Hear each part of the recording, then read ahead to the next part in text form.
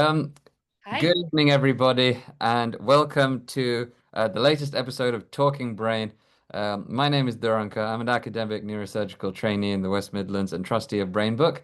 And my lovely guest. Hi. Would you like me to introduce Yeah, myself? go on, go on, go on, go on. Yes, so I'm Hannah Walker Brown. I guess I'm here because one of the things I do is write. I guess I'm a journalist, author, and I wrote this book, A Delicate Game, Brain Injury, Sport and Sacrifice. But outside of that, I would say my career sort of embodies all elements of storytelling from podcast to documentary, installation, music, always with kind of journalistic integrity, but certainly with human stories at their center. That is a wonderful and wide-ranging introduction, and thank you so much, Hannah, for taking the time to come and speak to us No. here tonight.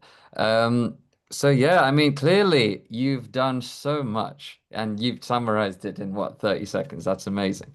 But how about you just kind of tell us a little bit more about how you got into journalism and specifically, I guess, how it kind of brought you towards neuroscience and eventually the process toward, and we'll eventually get to the process of how you eventually started writing your amazing book. Mm. Yeah, sure. It's funny because I was thinking about this earlier, and I would say I don't know that I would have called myself a journalist for a really long time, even though what I was doing was essentially sourcing, finding, retelling human stories, and they always had this kind of empowerment angle, I suppose. Like I wanted to tell stories that empowered people to Mm, advocate for something, whether that was themselves on kind of a very grassroots level or for change, be it at a global level. So micro or macro didn't really matter to me as long as what I was doing was useful, I suppose. So mm, my career started in radio, radio mm, documentary. mm, And again, it was just one of those things that I was thought it's really amazing to sit with someone, one to one. Now we are doing now in kind of online sphere, but actually mm, sitting down with a stranger and speaking to them and holding space for them to just tell their story. I think we really, I don't know, it's sort of undermined the power of being listened to. And I think certainly in the world that we live in, that has become more and more apparent. Like we're not having human conversation anymore. And I mm, found it really fascinating. Certainly, people who had been marginalized or whose voice, for whatever reason, had been turned down or they were told they didn't matter. If you just create a space, it just all would kind of come out. And I took that responsibility very seriously to mm, honor those people and their stories and to tend to them with care. And also recognize the power in my ability to translate them into something that an audience, for want of a better word, I guess a wider demographic could relate to. And I think for me, it's, the difference between having an awareness of something and an understanding of something is empathy. We can be mm, aware that things are happening, but until we can put ourselves in those shoes, until there's a connection that is made between us and or the other, them, whoever it might be, mm, that enables us to start feeling. And I think it's from that feeling center that a lot of activism really comes from because you care. And I remember someone saying to me in the beginning, it's not your job to care. And I thought that was a load of shit. I was like, it's exactly my job to care because if I'm coming in the room with like, a piece of paper and I just want to get the story and, all of this, it's a really kind of, it's not a nice way of loving someone, and honoring them. So that I care a lot, really care. So yeah, from radio, that sort of branched out into other spaces, into film, into, mm, I guess, writing, into various kind of other change making formats, I suppose, public speaking, live interviewing, events, those kinds of things. And it looks different, I suppose, format wise, or it sounds different. The mediums are different, but actually, my kind of motivator, the engine that drives me, is the same every time. And that is always to kind of leave the world better than how I found it, which sounds very kind of mighty. And, I don't mean the whole world, but I think if you can just change how one person thinks about themselves, or Mm, how one person approaches an element of their life, or if one person feels brave enough to speak on something because they've heard someone else do it, I think that's the ripple effect that I would like to bring through all my work. So yeah, no, of course. yeah, that's it in a nutshell. No, of course. I think that's kind of that's such an eloquent way of putting things. You've had such a real journey, and I guess the Yeah. key point of investment to action, from Yeah. investment to action, genuinely. So many people could kind of learn from that experience because so many people, as you say, become I guess social media, the way in our social media ecosystem, we become siloed very easily. And I guess even as neuroscience people, Yeah. we get siloed in, our own little groups of neurosurgeons and people who kind of work immediately with us. And so um, sometimes because our patients don't have that, they have lives far beyond kind of what we have. Yeah. They have lives that, um, cross God knows how many more boundaries that we'd kind of be seeing on a professional basis. So it is really, and so when people are genuinely living such nuanced lives, caring about the people, like Mm. for whatever little specifics that you can perhaps relate to best, yeah, the investment is what kind of breeds the care, and the care is what kind of breeds action to kind of help these guys. And Yeah. And for me, it's like, what else is there other than to care about other people? Like, else, and again, we live in an era where, a lot of these words like community kind of have a hashtag in front of them now, rather than the mm, actual kind of the living embodiment of what that means. But mm, I think that's all we have, is how we meet and respond to each other, to ourselves, and within the world that we all share. And I think it's very easy. Certainly, we're bombarded with information to kind of intellectualize everything and stay in this space. And I know we're talking mm, about the brain, so there's kind of irony there, but actually, it's how do we kind of allow all of this to drop in, so that we're moving from a more embodied place, and I think a more kind of feelings place, which I don't know, can sound a bit wacky now I'm saying it out loud, but it's simpler than I think we make it out to be. Just that the act of kindness and caring for someone else. And I suppose that's what's fundamental in all of my work. And I think that's what allows me to kind of engage with people in a certain way, but also mean mhm. that someone receiving the work, because, it's never for me, but whoever is receiving it can feel a connection to it as well. No, of course, absolutely. And clearly, like when it comes to writing your book, for example, that's something that goes far beyond you in terms of the footprint that something like that has. In fact, to be honest, all of your work has echoes. I mean, quite literally in the case of radio, SoundCloud, all of the stuff that you created. And certainly when it comes to kind of the audiovisual media. But when it Mm. comes to a book, something sort of hard and tangible, Yeah. that that has quite the footprint. And clearly, Yeah. when you care so much about other people and you want them to be better in a world that really actively tries to make people not better, Yeah. it's great that you've kind of gone out and you've spent I think it's quite a long time. Remind me how long you took kind of writing. Yeah. You took a long time. Yeah, it's been a long time. And even as you said that about it being like tangible, I was like, oh, I Mm, remember that feeling when I realized that.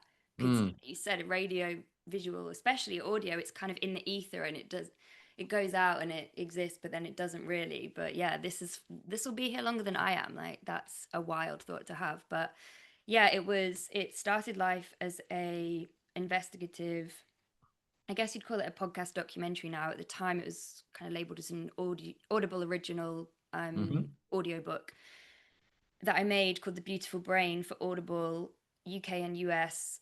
And I started that in 2016. The initial idea had kind of started in 2015. So hmm yeah, it was almost a decade of work to make the doc and then have the book as well. So yeah, by no means an easy feat. And again, we keep coming back to this, but I think there is a misconception, when we often just see the kind of the shiny finished product, how mm, long something like this takes. And it's incredibly taxing creatively, physically, mentally. But I think it's just a real example of when you are privy to information, you have a choice, and I certainly had a choice, and there was a real privilege in that choice of whether I dig a little deeper and I try and do something with that information, or I just Mm, say that's not for me. And it could have been the latter because I'm not a neuroscientist. I didn't know anything about this mm. until I sort of started to unravel this story. But just because you're not an expert doesn't mean that it's not the right story for you to tell. I think that's really important. And I knew that what it needed, certainly in terms of, how exclusive the language of science can be, the kind of the smoke and mirrors and the behind the curtains of kind of sporting industry. I knew it needed to be rooted in something human, so I knew that I needed to do it. But I also needed to spend a long time, I'd say probably a year, really Mm. understanding the neuroscience behind a subject like this. Of course, because I mean, well, well in medical school, I suppose it takes us a few years, but then even after that, you're kind of taught something far more simple, and then as you dive more deeply, everything starts to become more nuanced. I suppose in the parlance of neuroscience, you get more sulci and gyri forming in that brain, far more wrinkles getting added to the tissue of what you're really there to learn and understand. And I guess what I'd like to know is what was your research process like for this? Because you spoke to a whole lot of people in this book across Mm. so many different kind of dimensions of kind of neuroscience, but also just people, just in general. I'd love to know like how you kind of got started in terms of that research process, but and ended up kind of and I guess just ended up, translating what you heard because obviously a conversation like this doesn't necessarily lend its well to to a journalistic telling. Mm. How Well, did you I end up don't kind of know. translate it? Sure, we can Well, pull something out of this by the end. there we go. um, Yeah, I see. But I, no, seriously, how yeah, did you end up kind of doing the research? What was your research process like? And long. Um, Committed. It mm, started, which mm, I do talk about in the first chapter of the book, but I was doing another documentary at the time with mm, a BMX club in Peckham in London where I was living. And it's run by this kind of larger than life character, CK Flash. And he mm, built an Olympic sized BMX track basically in a park in Peckham, that's quite notorious, certainly for kind of gang activity, not much in the area, to kind of inspire or, get kids on a path that would be kind of more beneficial to them in the future. And so he built this BMX track and he was training champions like Kai White, Olympic team, and his brother Trey White both came through Peckham. mm. And so I was making this doc called Champion Machine, and one of his conditions was I had to learn to BMX if I was going to interview them, which Ah, obviously I said yes to. And then I'm at yes. the top of this Olympic sized BMX track surrounded by 4 year olds thinking, what have I done? Because it's very high and they're going very fast. But I Hmm. thought that's a good, exchange because, I should know what it feels like. So from that, I was sent kind of a lot of BMX related things. Certainly from a friend of mine, Mark, as a joke, because I was now a BMXer. But one of Mm, those things was a story about Dave Mirra, who was a champion BMX rider mm, who had had a prolific career, lovely life, wife, 2 children, lots of friends, like had retired. And one day he had gone to a bakery, met his friends, driven to another friend's house, and shot himself. And it was so obscene that his friends were texting his phone thinking it was fake news, thinking that the media had just spun this story. Anyway, post mortem revealed that Dave Mirra had CTE mm, because of the kind of countless concussions and subconcussions he'd endured as a BMX rider, a lot of falling on your head from a great height. mm, And that just sort of opened this up because I think prior to me reading that, this story had only been NFL focused, as if the kind of brain can distinguish between, oh, it's NFL dangerous, but any other sport with the same impact, that's okay. And that just sort of sent me off on a little rabbit hole. I approached Dave Mirra's family, but they didn't want to do anything, which is I totally respect. Mm, But then someone had said to me, and I can't remember who it was, but I really do owe them for this. But they'd said, "Oh, I just saw this YouTube video of Dawn Astle walking mm, out of a meeting with the PFA, and her father was Jeff Astle, who played for West Bromwich Albion in England, footballer, mm, soccer, I suppose, if you're American, and she is just utterly tenacious and so generous and an incredible force of nature, who has campaigned relentlessly for safer sport, because of the tragic and really distressing way her father kind of deteriorated and then subsequently died, with this disease. And I remember I was sitting outside a cafe and we had this 2 hour conversation, and she was so incredible and, mm, like I said, so generous. And it was just the most unbelievable story. And then I went to interview her at home.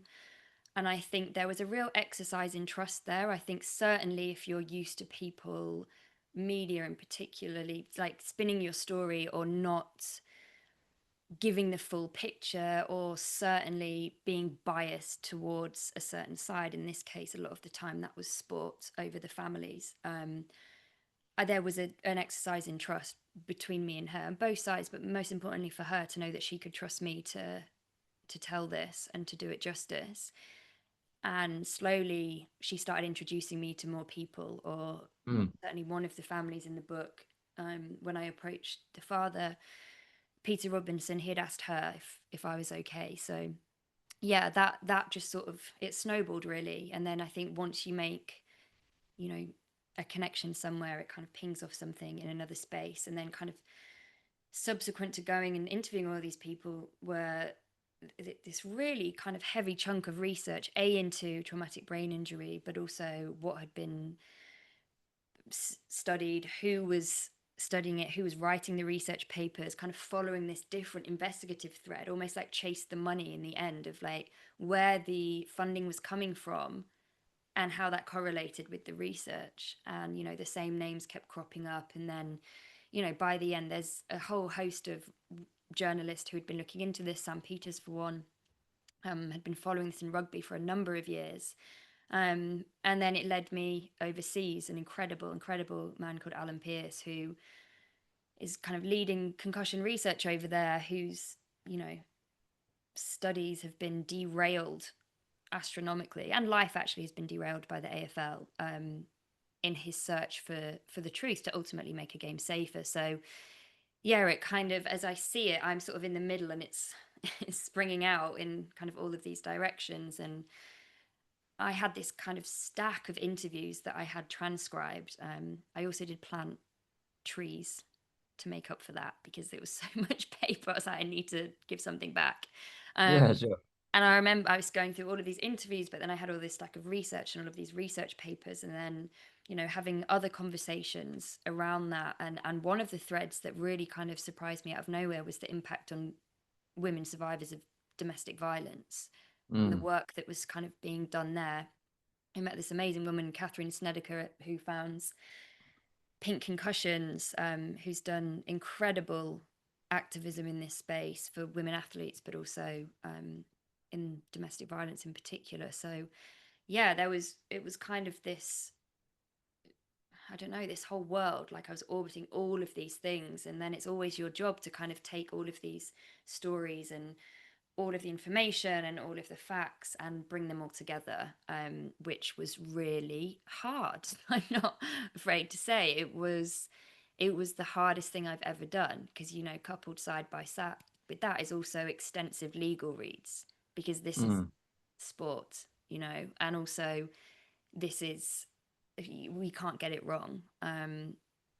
So yeah, a really intense experience, but actually I knew that what I wanted to do was center the human experience. I wanted to put these families side by side who had faced the unimaginable, and make sure that they were honored within that space, and just make such a compelling case in one body of work mm. that there was no denying it. And, then people like Alan Pierce, Willie Stewart, and McKee were also celebrated for the incredible work that they're doing. But I think, yeah, it was the people were the most important part of this for me. Of course. I mean, you can go all the way around the world and see kind of the greatest experts talking about this, but then Mm, even though they're kind of deeply invested, they're not living through the experience of kind of getting a traumatic brain injury. Just no. to sort of clarify something for our audience, it's because especially for our YouTube audience listening, chronic traumatic encephalopathy is what's being abbreviated here to CTE. Um, you may hear of it being referred to as dementia pugilistica, the first sort of big group of people, I think, who became rather more aware of it, certainly Mm, because they're getting hit in the head repeatedly. yeah, Boxers, especially sort of even before kind of the regulations were put in, but mm, even after, to be honest, because the gloves aren't really distributing that much of the certainly punch. after. They're actually making them people punch harder, probably. But Exactly. what you end up getting quite significant scarring to the brain with every hit, and there are numerous papers that have been put out in terms of the actual pathophysiology as to what that's happened. Of course, people such as Benito Malu, Mm, who I understand you talked to as well as part of the book, yeah, we're I've kind of got very a much involved in documentary. this.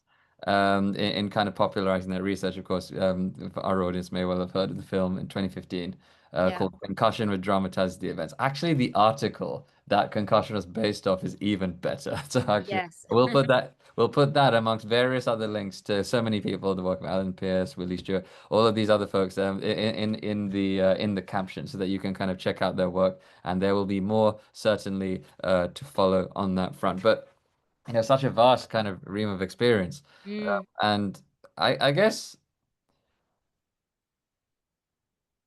What changed you the most? I guess is my question from having kind of listened to so many stories here from so many different perspectives. What kind of changed you the most and changed your perspective the most? If you could point to any one thing.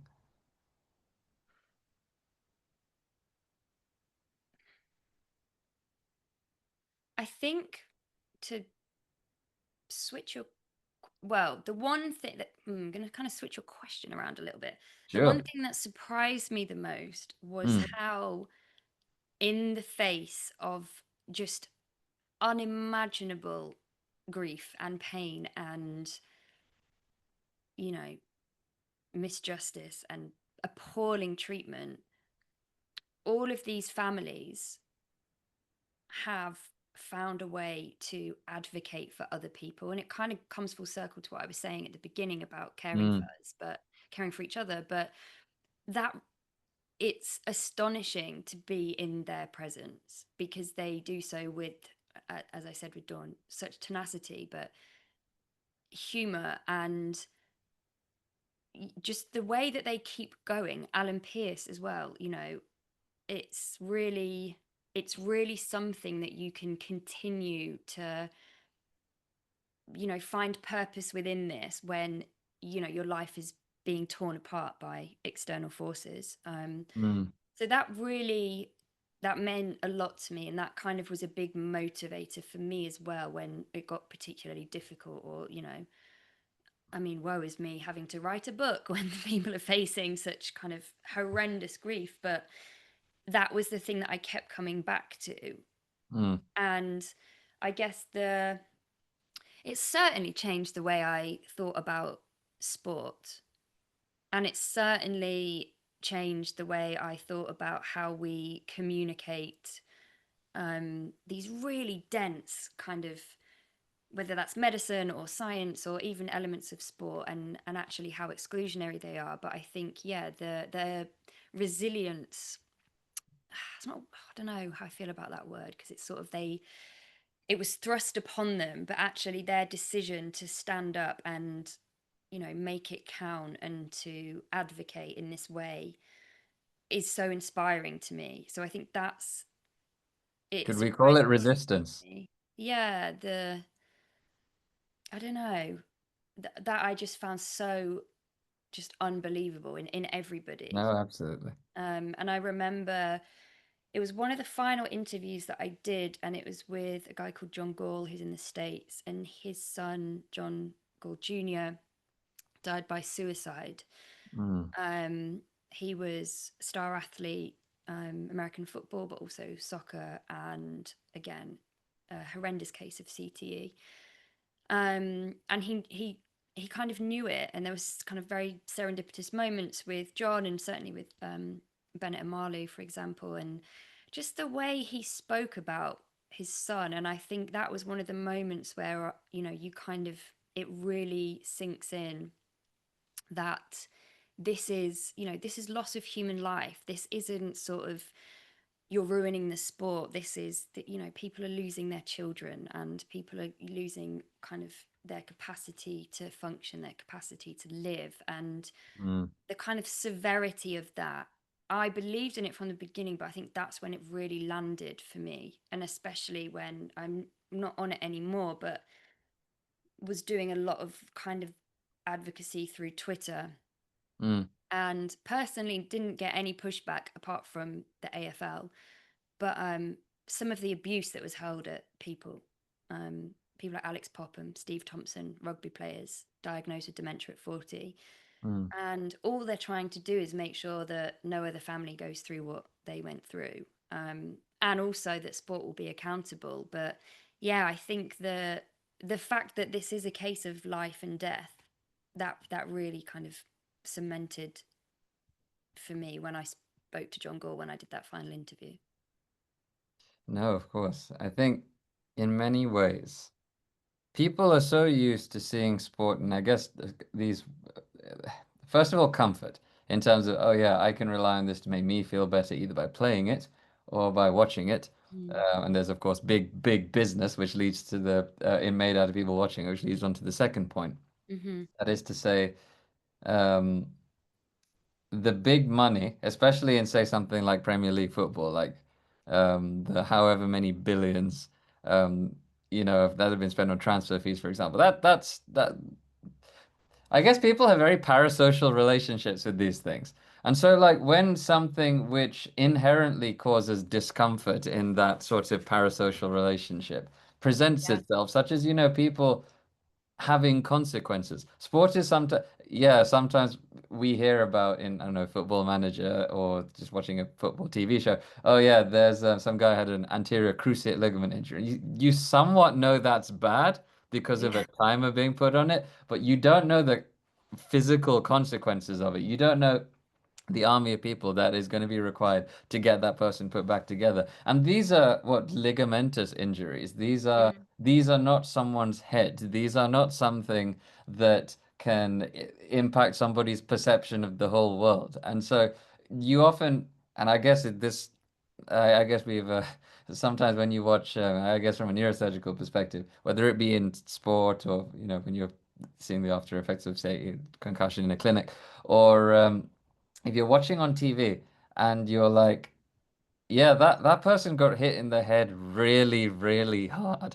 Like Mm. in reality, one punch injuries can be life-threatening. Yeah. Like, and yet people are almost having it's not taken seriously at all in like media presentation. It's just a thing that has been taken as a trope. And I think Yeah. because people have been so kind of, as sport is everywhere kind of in our lives. It may not be something everyone participates in, but perceptions of it and tropes surrounding it are everywhere. And so that impacts our kind of feelings about it. So yeah, like if you see something that so drastically challenges that, I mean, how much, let's be honest, how much coverage did people like, say, Bobby Charlton, who eventually did, after having headed really rock hard footballs all his life, who did eventually pass from dementia? Yeah. How much coverage did that really get? Mm. And of course, he's a famous name. He's, one of the class of 1966. How many more people who didn't achieve, well, by whatever you can call achievement, who didn't become so famous like that? Yeah. How many people are really suffering? It's a real silent kind of epidemic, and it really kind of Totally. puts the perspective of, people such as Dawn Astle who've had to, their life is the consequences of that sport. Yeah.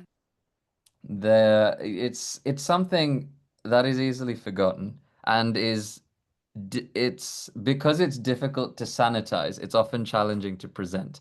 But no, it's an amazing thing that your book has actually been able to humanize such obviously difficult stories. and Mm. actually bring evidence of, the miscarriages of justice that have happened to these players, but even, women who've experienced domestic violence to the forefront. Like even reading this as a, someone who works in neurosurgery, like, yeah, the most common causes of traumatic brain injury that we see, somebody said alcohol, somebody's been hit by a car, something like that. They've fallen relatively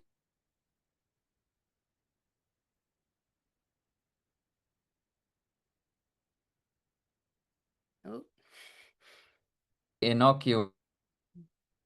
Sure at what point I cut out there. Not sure you, what point I cut out, but recovered quickly. Recovered yeah. quickly. But I think if we got but the full sentence, it just there was there a was a slight blank jar, but moment. we got there. We got there. But no, you kind of you see falls, you see road traffic collisions. People, the most common cause of traumatic brain injury, right? And it's from a clinical perspective. That's how you summarize it. That's what happened to them. This is what perhaps we'll do next in terms of, operative procedures, non-operative, whatever you want to do. But then you look slightly under the surface and then you see things like, say, domestic violence being involved. And then you really start to question, all right, fine, then what? And Yeah. that then what is an extremely important question. So I guess in terms of the system, and I guess especially domestic violence, because that's not something that's often talked about from the perspective of neurosurgical things. I mean, this stuff in general is only now sort of coming to the surface. We have, for example, mild traumatic brain injury as the main term for concussion. We'll come on to the importance of language very much, very, Yeah. very critical Yes, of thing, course. just the way we use language later. But we have at Birmingham, the oldest kind of concussion clinic, certainly in the country. But this stuff is not widespread, evidently, because only certain centers and certain areas have that expertise. Siloing, as we said before. Mm. So I guess in terms of how people have kind of fought the system, like what's kind of I mean, I guess talk us through kind of the struggles that you were able to kind of talk through in terms of like getting justice for, these relatives who've, suffered so badly from the traumatic brain injury. I'd love to kind of know what's really kind of stood out to you and what I think our audience would like to know as well is like how these juggernauts, things like the NFL, AFL, Premier League, and all of this, how have I guess how is all of this being precipitated by these bigger organizations and affecting the people? Oh God, it's so complicated. Oh, someone's just written Yeah, it's Rofini. an amazing comment there by Stan Gilmore there. I mean, it's a very stark fact that a Yeah, woman is more yes, yes, likely, yes. more than And twice as actually, likely to suffer a brain injury. if we Um, could just stay on that um, yeah, absolutely. for a moment, because I think it's really important and it's something that obviously isn't ever spoken about in the dialogue on Do TBI. you mind So, if I just say what the comment says because they yeah, want to yeah, sure. see this in the video? So Stan Gilmore, he's written here that research identifies that a woman's nearly twice as likely to suffer a brain injury from intimate partner violence than to experience breast cancer, because that we can breast cancer's risk is something that is very, very, very strongly communicated. But clearly, the direct risk from, intimate partner violence, I mean, yes, it is communicated, but in terms of a scale, I don't think people really appreciate that. So yeah, no, absolutely. I just wanted to kind of read that out for our audience, but Yeah, yeah, it's astonishing because it's one in three women will experience intimate partner violence, and for some reason, I think maybe because it's always kind of been like shameful and hush hush, and for the mm, longest time, people just didn't talk about their business behind closed mm, doors, and I think certainly not in generations now, but we have to acknowledge that kind of that thread that weaves through, and depending on kind of your ancestors, even how you are able to communicate and talk about that stuff. And I think for me, it's always been an area that I have given a lot of attention to in my other work as well. Um, I work in women's prisons. One of the prisons, 98% of the women in the prison have experienced intimate partner violence. A mm, huge percentage are inside because that was the sort of the cost of surviving, which you can make of that what you will. mm, Um, but I think certainly in this case, there's some fundamentals that are really important just in terms of, it takes women a lot longer to recover in a kind of sports setting. But if we're looking at intimate partner violence in particular, there's this incredible researcher, Eve Valera, who was working in women's shelters in the States and was really mm, kind of looking into this. And I'm just gonna kind of preface this with a trigger warning if anyone has experienced this, and this might be distressing for you.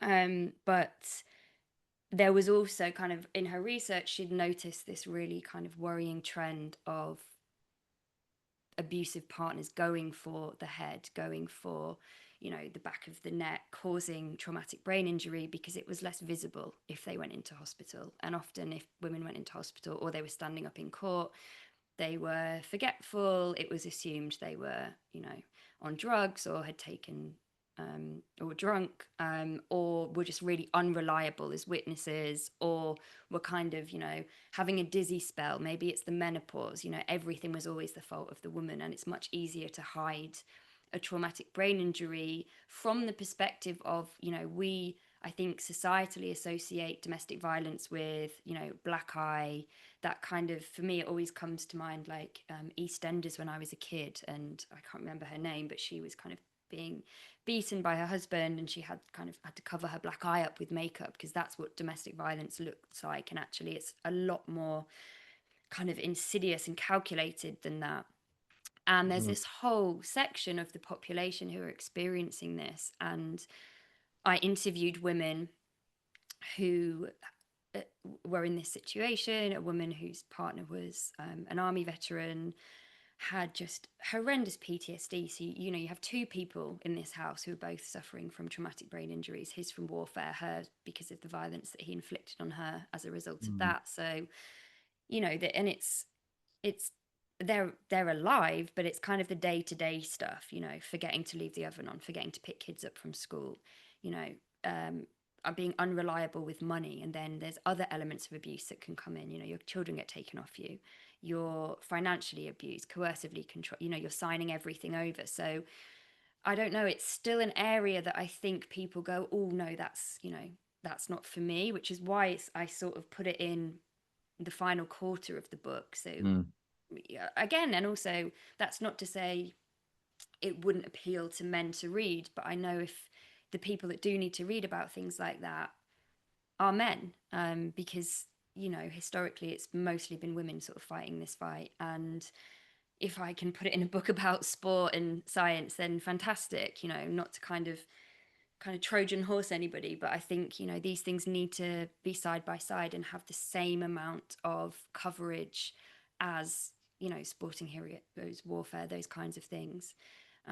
It's So very much a forgotten cohort in that regard. And even, yeah, research kind of, I mean, by kind of reducing TBI to its maximalist statistics, you kind of do end up kind of um, some people end up kind of falling through the sieve, I suppose. And I guess that's something we need to close the net of kind of as soon as possible. So especially as science yeah, advances so that people are actually getting the justice they deserve. and Certainly, no, it was very, impactful for me kind of reading that book and seeing, just how, I mean, these are very normal things for people with TB. I feel like this is, again, very underrated to communicate here. And yeah, I was speaking to one of our, Stacey, one of our CNSs, clinical nurse specialists at the Royal London Hospital, which featured incidentally on the Netflix series Critical, where, neurosurgical emergencies and their consequences to a greater degree mm, were actually being kind of discussed. Um, Often, when you're being followed up in a head injury clinic, that is often kind of clinical nurse specialist led with senior input as well. Um, a lot of people ask, like, what are people going to be like? When are they going to get better? When can they kind of return to a normal life? And in many ways, you have to be very honest with them and say that it's a brain injury. yeah, You're not the same person after you've been had a brain injury. mm, Even on a scan, even if it's not showing much macroscopically, on some level, microscopically, things have changed. And that can reflect in subtle things like, saying being forgetful or yeah, like leaving things behind, of course, and even the behaviors that you have towards people, like your yeah, like personality mood, shifting. right? And how you respond to people, temper, Yeah, shift. absolutely. Yeah, Absolutely. Like people like I remember this story. We do some work with the charity Headway. Thanks you very much for joining actually, by the way. Um who um who've kind of told us kind of stories of how um the service users might become far more aggressive in certain circumstances. Yeah, But because that's just their filter would have gone, they've been brain injured, right? yeah, But of course, somebody else on the street isn't going to know that because it's a hidden disability in many ways. yeah, A closed head injury in particular. Many people probably think of head injuries as being, and I hate to be very blunt about this, penetrating or shot in the head, for example, right? yeah, But and so something dramatic like that, people I guess can conceptualize how bad the injury is going to be. But the fact that somebody can have a closed injury where your brain kind of sloshes around inside, but yeah, you physically don't see that. Your brain is basically very, very squishy. It's like yeah, it's barely any better than jelly if we're thinking yeah. about it. I And remember early on someone, I think it was Dr. Willie Stewart. Uh, mm, I'd have to double check that, but like cracked an egg into a cup and the mm, yolk was the brain and then mm, shook it. mm, Like that's what's happening on the pitch when, you're heading that ball at mm-hmm, however many miles an hour with however much power behind it. And I think it's just to sort of follow on from that as well. And I know we were kind of going to talk about language, but I think, mm, even growing up when we're kids and we're watching cartoons and, they get a bump on the head and it grows really big and little birds kind of tweet around it. And it's like, oh, that's silly. That's kind of funny. And, whatever. And it's funny actually how your awareness just becomes so astute when you're looking into these things. And even things like Friends as a sitcom, there's a big moment when they're doing a kind of American football game in a parking lot, and I think mm, it's Ross that gets a hit to the head, and it's all like a big joke. And I think without even realizing the kind of the narrative with thread and words like head knock, for example, which just it really undermines the fact that it's a traumatic brain injury. Language is so crucial in how we kind of communicate, not just the severity of the injury, but also in terms of recovery. Because if it's been sold to you as that's just a head knock, in your mind, you're like, well, then I should be fine. So therefore, let me get back on the pitch or let me just, go about my day because it's just a head knock. So I think mm, that's something that we have to be really mindful of. But also, from being a kid, we've just been served so much content that mm, minimizes this or kind of makes a mockery of it almost. And mm, actually, I think for so many people, the brain is still so untangible. It's like if you're watching rugby and you see someone's nose explode in their face, there's blood. There's a very clear indication. Oh, that's painful. That's hurt. mm, That looks bad. mm. And yeah, the brain, like, we can't see what's happening. And if someone's, Sometimes genuinely like I couldn't agree more. Sometimes we'd have people fall on their head from like 20 feet. They would have cracked their skull yeah, for something like that, and you wouldn't see it. yeah, You crack their skull, damage the structures underneath. Once you get in there, you realize it's truly like awful. Uh, yeah, it's a mess. Absolutely. And I think that much of what this really is speaking to from the adoption of these kind of tropes from, that many of us have been indoctrinated on from the media for many years and, impacts our perception. But certainly in this era where social media is so polarized, it's the death of nuance, really. Yeah, yeah, And I yeah. think that your book and the stories that it actually captures, they capture the nuance, the things that are often sanded down or sanitized, and these things may not get an immediate emotional hit or a click, but they have that longer lasting impact. Yeah. And that is, that's it's a wonderful thing that your book has managed to accomplish as a result. Uh, Thank you. Yeah, and I think actually why it's important to say we talk about kind of, nuance and its kind of sides and things are black and white, but mm, all of these people, they love sport. There's no mm, question like that. And I think that's also what makes it so difficult because I think it's very easy to say, which again, I just don't think there's much thought behind it. Like, oh, you're just trying to ruin the game. And I'm like, what does that mean? Like when you actually break it down, like I love football. I love it.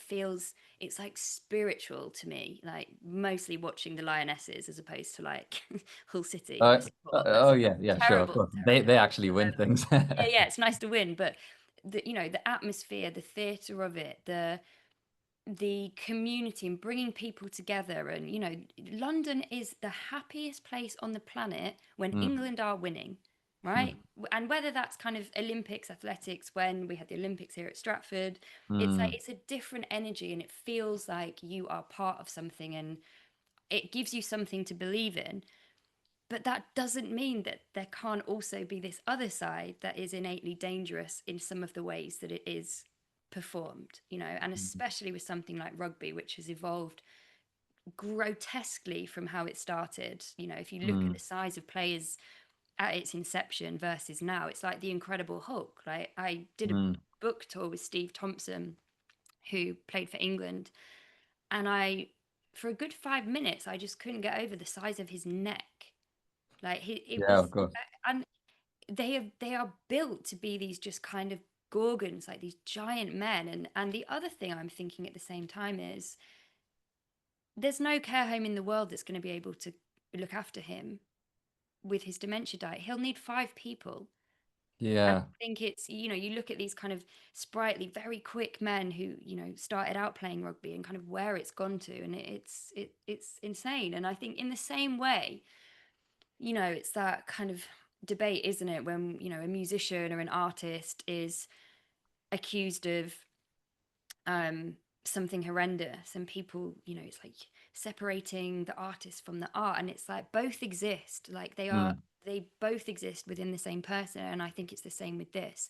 There are so many profound benefits to sport, watching it, playing it, being a part of it, but there's also this other side. And I think yeah, actually one doesn't cancel out the other, but there is a no, way that we can still have those incredible feelings and everything it brings.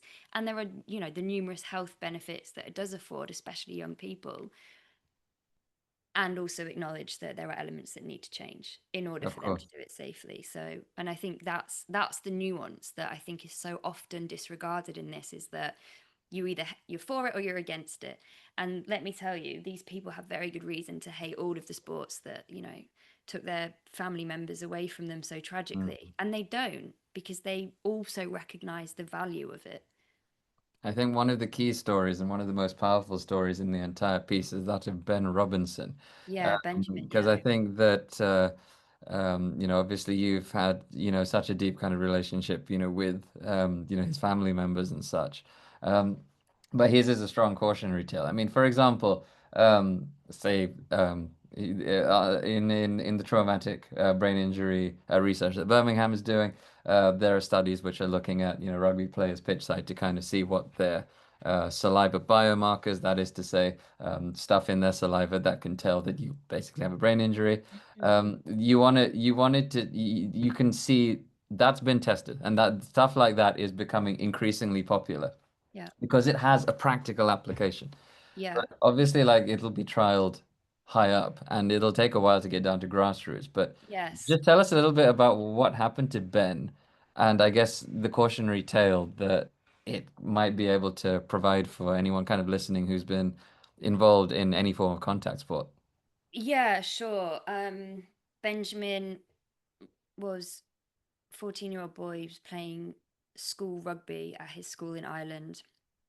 And he was, the way that kind of it's described from witnesses, certainly his parents, he was kind of really holding the team together. He wasn't that bothered about rugby.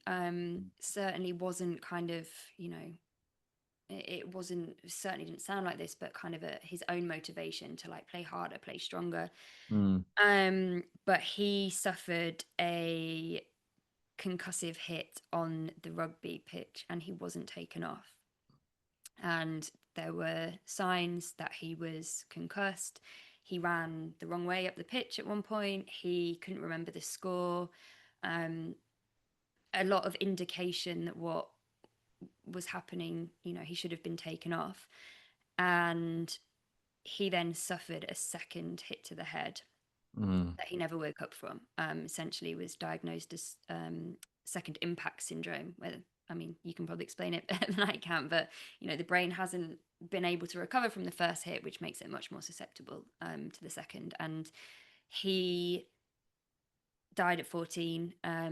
His parents, Karen and Peter, are incredible. They're incredibly generous to share so much with me during that time because, it's utterly horrific what they've been through. Mm, Because, what preceded that, which is, losing a child is, I mean, it's unfathomable. But then the legal battle that they had to endure for accountability and their, the advocacy that they've done off the back of that, how they show up for other people within schools is like just so admirable. But in their view and in the witnesses there, he should have been taken off that pitch, and he wasn't. And part of that, I suppose, is, not in his case, but certainly thinking about how do you stop something like that from happening? Because he's not the first child that this has happened to. Um, and again, it's especially that's kind of chapter 2 in the book, and I've had a lot of messages from parents about that chapter in particular, like what can we do, what can we do? And I think it's being informed of concussion protocol. mm, And that's not to say, going against the coach, going against the ref, going against the school, those kinds of things. But I think it's recognizing if someone is in trouble, and that's not just your child, but other people on that pitch. mm, It's feeling confident to say enough and to get them off, because you made a really good point, and I'm really glad that you brought it up. A lot of this stuff happens up here in like the upper echelons where people have private medical, they have 5, 6, 7 people physio, they're on contracts that enable them to kind of take some time off because they're paid mm, enough. But when it starts to come down to grassroots level, schoolboy rugby, those kinds of things, that's where it really needs to change. So anything that's happening up here, they're just looking to. And I think that's something that is also forgotten in the discourse, is it's not just about protecting like the Premier game, but actually who is that inspiring and influencing, in the mm, grassroots on the ground, and what information are they getting, because they don't have access to elite medical, they don't have access to video playback or cameras on players if the refs or the coaches miss something. So mm, I think it's about being aware, and again, like perhaps a bit of a wake up call for everyone, just in terms of what is happening, and not just assuming like it's fine. I think it's that thing as well, like, scratching below the surface and asking questions and being curious about that, just thinking it's fine, it's football, okay. And that's not to scare anyone off it, mm, big advocate for football, but actually what is happening when that happens. And, I noticed watching all the Lioness games this summer, a lot of the commentary was on head injury. They sort of made a big deal about it, checked them, and I guess the intention was if they thought it was bad enough, they would take them off. But mm, the reality is any head injury is bad enough. And I think if you start changing the language and it not being a hit to the head, a knock to the head, even a blow, and it starts to become a traumatic brain injury, like we need to call mm. a spade a spade. And I think, yeah, being informed is the most empowering thing people can do for themselves, their children, like their clubs, their communities, whoever. And that's not to kind of scaremonger or put fear in anyone, but at the same time there are very real consequences to No, not having that information. of course. And I think one of the nicest things that actually you've been able to do is actually impact curricula as a result of this work. Because clearly, information is a blessing, especially if you know what to do with it. Um, Yeah, Evidently, as we were sort of saying earlier, it's the repetition that made us form that first impression and ongoing impression of what head injuries might be like, according to kind of the various media that we would have kind of consumed as kids and as we grew up. But clearly, that repetition, if more kids, for example, more coaches are seeing head injuries being kind of prioritized as a thing in football, that does something. That does something. It might not yeah, do a lot immediately, but dominoes start falling, and yeah, it'll be some years later when we start seeing kind of the impact. Um, that's, of course, being the other thing with brain injuries. Often the impact doesn't present itself until decades later, yeah. And I which mean, is. yeah, hopefully there's good that comes from it, and then you do see an improvement. But Mm, you know it, the amount of rugby players who are dying by suicide is mm. rising. every day. And I think Mm, one thing that we're also going to see, sadly, is, when I did this sort of 2017 to 2021, during that period, that was mm, just the tip of a very big iceberg. And I think that mm, is, so much more is going to come to light.